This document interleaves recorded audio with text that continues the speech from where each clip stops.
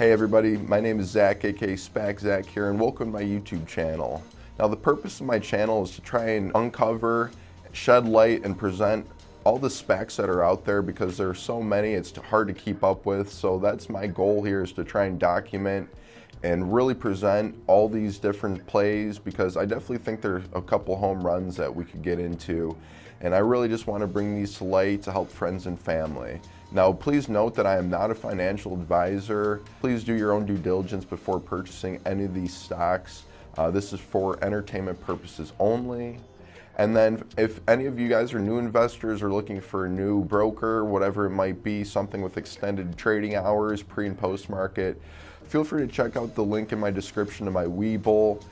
They're offering 2 free stocks if you deposit $100, worth up to $1,850. So definitely check that out. Also, if you don't know, I'm a licensed health and life insurance agent as well. I have a CleverRX prescription card linked down in the description as well. So feel free to check that out if you're looking for savings on your prescription, whether you have insurance or not.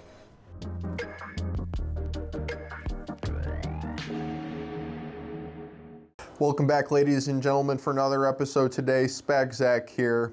In today's episode, we'll be covering ticker SNPR. That's Tortoise Acquisition, who will be merging with Volta. Okay, folks, first and foremost, let's get into the corporate overview on what exactly Volta is. So for over a decade, Volta has been building a nationwide electric vehicle charging network to drive the world forward. Named after Alessandro Volta, the inventor of the electric battery, Volta's award-winning charging stations benefit brands, consumers, and real estate locations by providing valuable advertising space to businesses and free charging to drivers. Strategically located in places where consumers already spend their time and money, Volta's chargers are among the most used electric vehicle charging stations in the United States. Headquartered in San Francisco, Volta is bringing the communities the means of building a sustainable fueling network for the 21st century. And taking a look at the Volta management team, you got Scott Mercer, who's the founder and CEO as well as chairman of Volta. You also got Chris Wendell, who's also a co-founder as well as president and director, who previously worked at Goldman Sachs actually. Now Volta currently has about 150 current employees, some of which who actually worked for Tesla previously. So the first question that always comes to mind when trying to find a company you want to buy in the market is, why this company? So this is why for Volta. So Volta has a market opportunity that capitalizes on transformational industry megatrends. It's differentiated and unique EV charging business model, offers a compelling revenue diversity and unit economics. It's a top charging utilization amongst its competitors. Its highly visible site pipeline creates predictable growth, and it has a very experienced management team. Now over at Volta, they believe the transition to electric mobility is one of the largest macroeconomic shifts in our lifetime. So you can see here in this graphic that electric cars will actually be cheaper than gas cars beginning in 36 months. Now that's obviously going to benefit all these charging companies, because what happens when things become cheaper, more people are able to access it and purchase it, which is going to drive up demand, drive growth for everything related to the EV sector. Lithium mining, cobalt, nickel, charging stations, and of course the EVs themselves. So the folks over at Volta believe they've created a disruption story to create new addressable markets, much like what Netflix, Amazon, Airbnb have created. So they believe that they're really like a pioneer in a niche market that's going to really help propel them for future growth. And at Volta, they believe that $500 billion of revenue will shift as fueling behavior evolves. Now you can see that 150,000 US gas stations currently have revenue up for grabs from these electric charging stations. US drivers clock 3 trillion miles per year, costing them about $300 billion in fuel.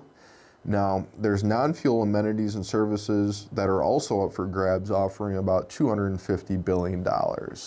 Now, one of the cool pitches I believe these electric vehicle charging stations have to offer is that you no longer have to go to fuel up, you fuel up where you go. So instead of having to go over to Speedway and then go to the grocery store, you can just go to the grocery store, plug your car in, charge it while you're inside shopping, come back out, and hopefully you got at least half a battery full, if not more, if you got, one of those fast DC chargers. So at Volta, they believe that network traction builds flywheel velocity. On a national scale, leverage is expected to turn on at roughly 10,000 screens. Now they have 3 to 4 years line of sight development with existing station pipelines.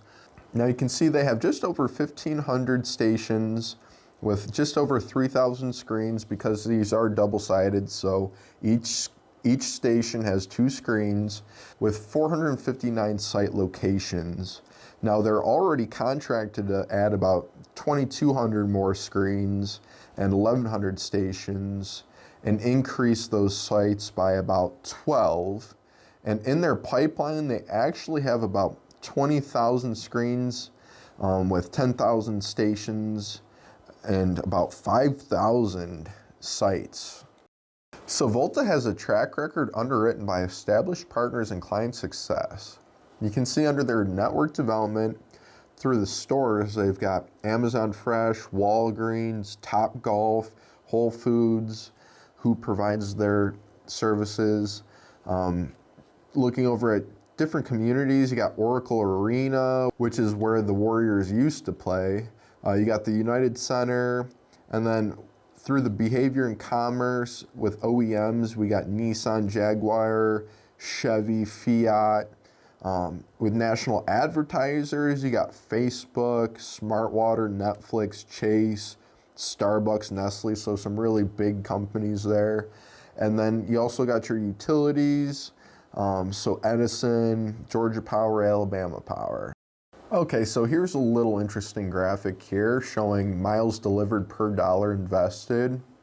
You can see that the miles delivered per invested dollar, Volta offers basically double that of their closest competitor, EVgo, which is actually one of the companies I just previously covered, as well as ChargePoint.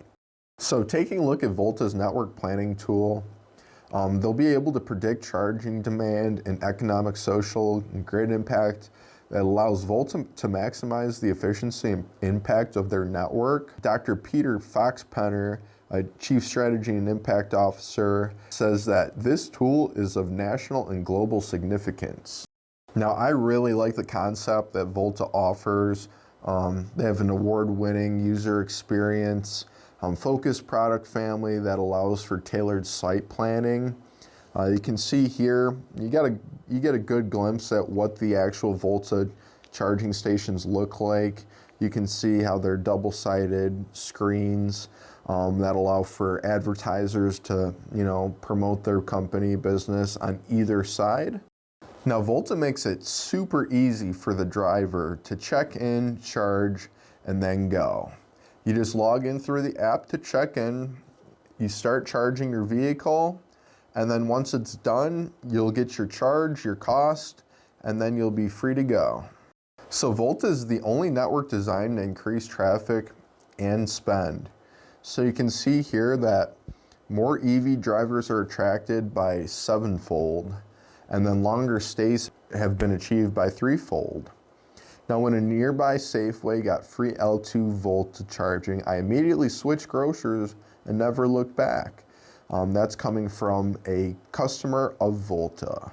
Now, on that screen, you can see that free electric vehicle charging has arrived. Plug in right here for free electric miles. Now, I'm not too sure how much they're going to offer you in terms of free mileage, free battery charging. They might give you maybe 10 free miles and then you have to pay for the rest, something like that. But in my opinion, that's a great incentive to, get people to come check out your product, see how it works.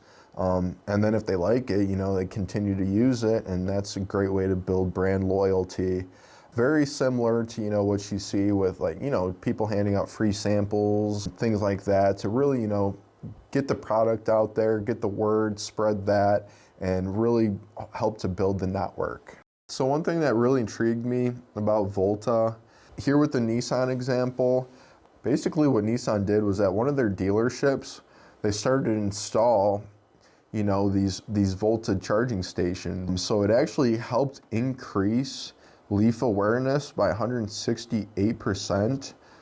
It increased the likelihood to lease or buy by 75%. And then visits to dealerships during this campaign increased by over 2,200 visits.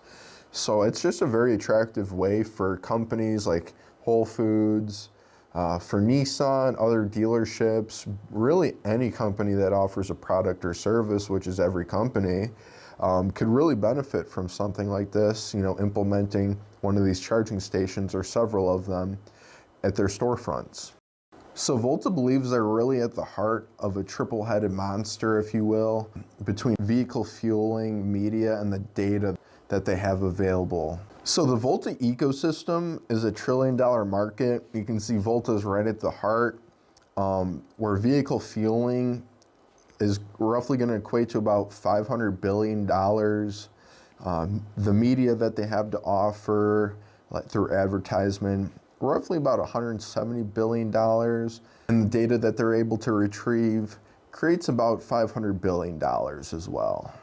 So Volta's differentiated business model provides a competitive advantage through the business models such as infrastructure ownership, in terms of monetization, the electricity sales, and then the biggest one being the media and advertising that they offer through their dual screen charging stations. Now, taking a look down at their long-term gross profit margin, they're expecting, looks like some of the best in terms of profit margins between EV Box and ChargePoint, two companies I've previously covered already. Looks like they're offering about 50% profit margin compared to EV Box and ChargePoint offering 40%. Now, in terms of their break-even year, they also intend to break even before their competitors. They want to break even, or they expect to, next year, 2022, whereas EV Box is expecting 2023 and ChargePoint about 2024. All right, now finally getting into the financial projections here. You can see that their year-over-year revenue growth for this year, 2021, is expected to be about 85%. Now, it's actually going to grow for the next 2 years. Well, not grow, but grow in comparison to this year. So 2022, next year, they're expecting 198% year-over-year growth in revenue. And then in 2023, they still expect to sustain about 99% year-over-year growth revenue. And come 2025, they're still expecting 68% year-over-year growth in revenue. Now, taking a look at their gross profit and margins, this year they're expecting about a 40% gross profit margin. And then taking a look at 2025, they're expecting roughly to be sitting at around a 53% profit margin.